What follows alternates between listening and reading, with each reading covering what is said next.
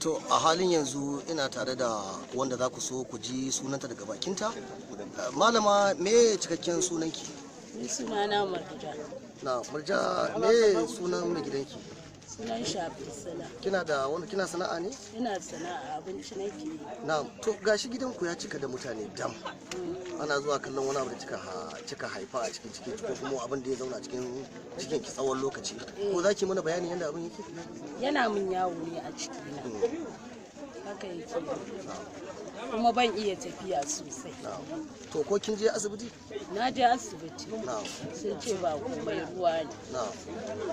Tsawon wani lokaci kika zauna da wannan abu a cikin cikin ki? Ni tun da na haifi wannan yare shekara 2. Na. Wannan yare. Me sunan yarinya? Na. To daga nan sai aka ce me? Shikenan ta ce in ban ma Allah ya saka mun. Kin ce kina zuwa asibiti, wani asibiti ke zuwa? Dr. Umar nake zuwa. Akalla kin yi hoto a kai so nawa? Na yi so. Me hoton yake nunawa?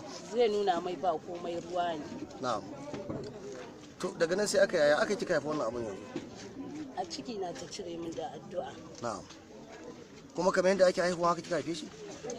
Ta gefe.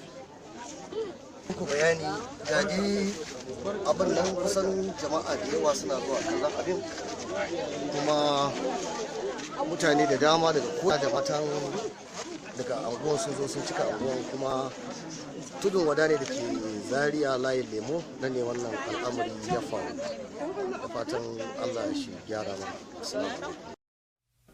Kasance ɗaya daga cikin masu bamu ƙwarin gwiwa da na like.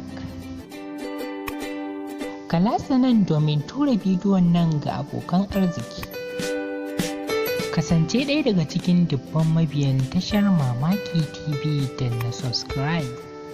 Ka danna ƙararrawar sanarwa ta yadda za ka ringa samun bidiyoyinmu da zarar an ɗora.